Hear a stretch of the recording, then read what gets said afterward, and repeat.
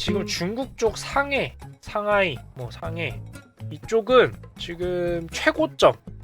그들의 통계를 믿느냐 마느냐는 이제 둘째 문제로 치고 상해 쪽에 그 코로나 확산 최고점이었을 때와 거의 비슷한 수준의 확진자가 나오고 있습니다. 대부분이 이제 그래서 자고 일어났더니 기사 제목으로는 아파트 자고 일어났더니 우리 동이 폐쇄됐어요. 이런 얘기가 나오고 있죠. 이거 이제 베이징, 광저우 이런 곳들도 지금 얘기가 계속해서 나오고 있습니다. 추가 폐쇄가 일어나고 있어요. 그래서 요거 관련하면 이제 여러분들은 감을 잡으시겠지만 중국 쪽 폐쇄 얘기가 나오면 너네 나라 얘기가 아니죠. 지금 어쨌든 좋든 싫든 중국은 뭐다? 세계 공장이자 수요 시장이죠. 때문에 이쪽이 위협을 받으면 도시가 폐쇄된다는 건 결국 경제 활동이 더뎌진다는 거잖아요. 그만큼 중국 도시의 일선 도시에서 준폐쇄죠. 이제 과거처럼 봉쇄를 하진 않는데 이제 이렇게 폐쇄가 나오게 되면은 화들짝 놀랄 수밖에 없어요. 전체 세계가 일단 흠칫흠칫하죠.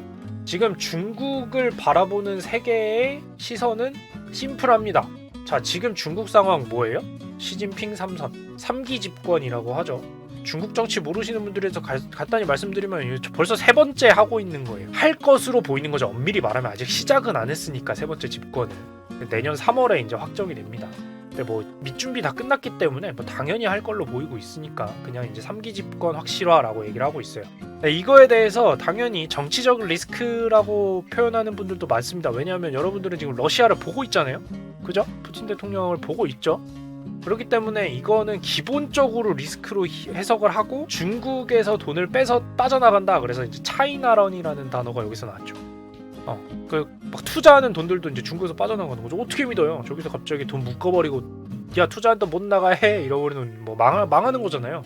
그러니까 좀 분산을 좀 더 해야겠다. 중국 쪽을 버릴 순 없지만 규모가 있으니까 버릴 순 없지만 그 일부러 좀 바깥으로 빼야겠다. 그래서 지금 선택되고 있는 곳들이 어디예요? 인도, 베트남. 이제 그 생산지로는 이제 그러니까 그 투자라는 게 돈 투자뿐만 아니라 이제 생산 기업으로서의 투자도 있잖아요. 공장을 어디 설립하고 이런 거.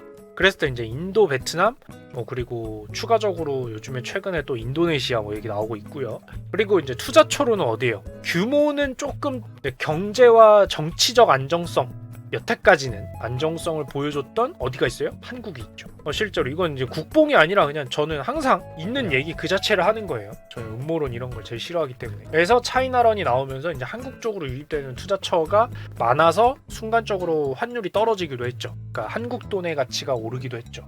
그런 평가를 받았었습니다. 한국이 받고 있고요. 그런 상황이었어요. 그래서 지금 시진핑이 세 번째 집권을 하면서 정치적인 리스크가 커지니까 경제 차원에서 겁을 먹고 있다라는 상황인데 이 얘기를 코로나 얘기랑 무슨 상관이냐면 이렇게 하는 거를 중국인들은 당연히 알 거 아니에요. 그러니까 러시아에 비해서는 어쨌든 투쟁이 존재하는 국가입니다. 중국은 대외적으로 알려진 바에 따르면 러시아도 투쟁이 없는 건 아니지만 지금 여러분들이 관심 있게 보신 분들은 아실 텐데 지금 실제 중국도 저번에도 얘기했지만 팜플렛 물러나라 이런 거 걸기도 도망다니면서 걸고 우리 예전에 항쟁 때처럼 정말 투쟁이 일어나고 있어요. 비밀 작전처럼 일어나고 있고 굉장히 안타까운 기사들도 많이 소식들 들려오는데 그런 일들이 벌어지고 있습니다. 그러면 그걸 몰라요? 또 집권하는 쪽은? 알겠죠. 그러면 뭘 하고 싶겠어요? 환심을 사고 싶겠죠. 환심을 사려고 할 때 제일 좋은 방법이 뭐예요? 장기적인 성장성이 아니라 단기적인 돈을 갑자기 풀어주고 이렇게 눈앞에 돈을 흔들고 그걸 국민들이 무조건 좇을 거라는 게 아니라 그렇게 하면 일단 환심을 받을 수 있다라고 생각을 하잖아요. 그렇게 했기 때문에 뭔 방법이 있겠어요.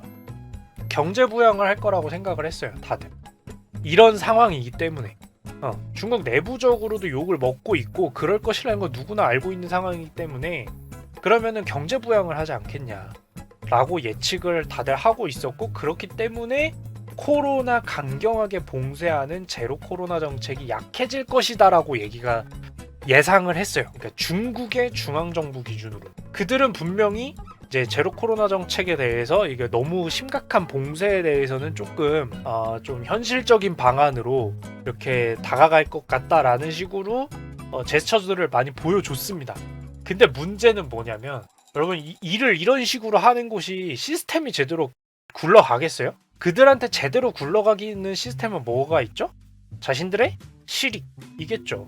자신들의 안위일 거 아니에요. 자신들의 안위를 위해서 올라간 사람들을 올려놨으니까 라고 보면 그쵸. 근데 여기가 시스템이 어떻게 돼 있냐면요, 코로나가 확산되면 중국도 중앙정부가 있고 지방정부가 있을 거 아니에요. 어렵게 생각할 거 없어요. 막 정부 얘기 나온다고 어렵게 생각할 거 없고, 그러니까 지방을 관할하는 곳은 따로 있을 거 아니에요. 중국은 일단 성 단위로 되어 있고 그 성 안에 또 이제 도시 단위로 관할을 하는데, 어쨌든 지방 단위가 있고 중국의 중앙정부가 있을 거 아닙니까?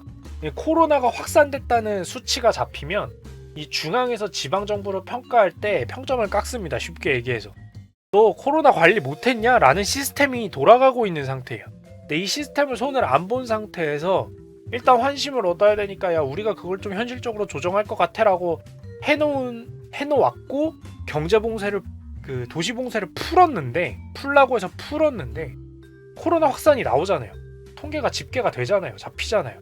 게다가 여기는 지금 짜는 디스토피아라고 표현하는 정보기술력은 올라가가지고 여기 막 이제 다들 이거 확진되는 거 패스가 있어서 이거 다 체크받고 이렇게 띡 찍고 막 이러면서 어디 한 명이 띡 찍어서 이거 확진입니다 뜨면 봉쇄되고, 이 사람은 이 패스로 지하철 이동 못하고 이렇게 되어 있단 말이에요.